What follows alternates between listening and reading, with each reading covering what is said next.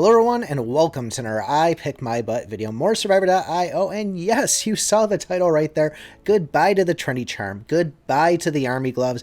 As you know, I love both of these items and they've helped me out quite a bit during the game.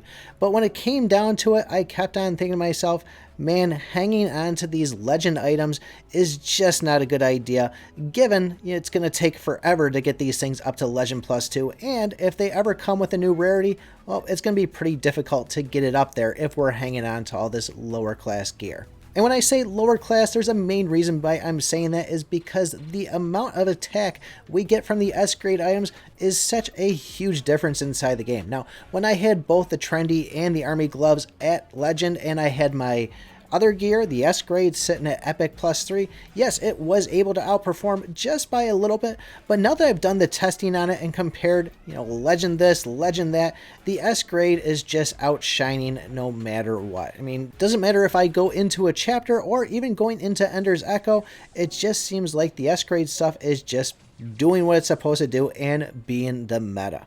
Now, as far as this gear itself and getting rid of it, you can obviously see I'm already a little bit behind, but I'm not too far away from getting another trendy charm. I guess I'll have to make the decision then if we're going to go and sacrifice that into it. I probably will, but my main goal right now is to get these things maxed out, highest rarity, highest tier, and just really get those numbers up there, because eventually I'm going to need it, and hanging on to it is just not a good idea. Now, the Light Chaser itself and the Kunai, I'm not going to go sacrifice one for the art, because the Kunai is just killing it in Ender's Echo, and the Light Chaser is doing me very well inside chapters. We do have the Void Power just sitting there at plus 3, just waiting to get some more, and when it comes time, I'll probably have that one just sitting at Legend 2.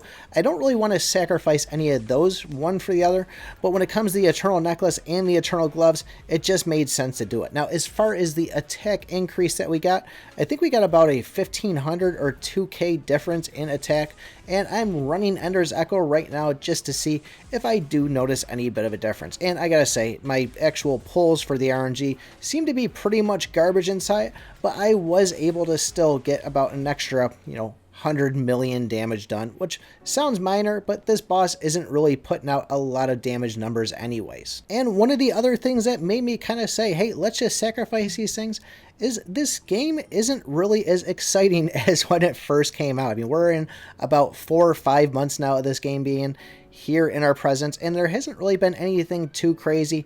We're playing Ender still. Yeah, that's getting recycled. Yes, we have the tournaments on it. That's kind of cool, but I'm crushing the tournaments. I'm sitting at around 60 billion right now, and my second place is like 40 billion, and then third place is like 10 billion. So there's not really a lot of competition. I really think they should change the tier, more like a Clash of Clans style thing, where you have Ace 1, Ace 2, Ace 3, something just to kind of, separate people. Instead of having, 50 ace groups or 1,000 ace groups, make it where everybody is in the same tier and we can see really the very top people and kind of know where you sit compared to every other, player that's out there.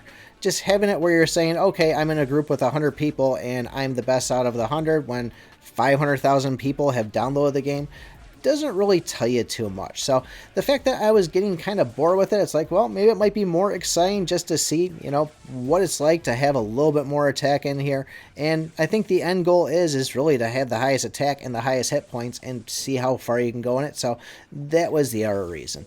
But really curious to know what you guys think. Was this a good move to go and fuse all this gear together? Let me know in the comments below. Don't forget to join the Discord, like, subscribe, and remember, I pick my butt.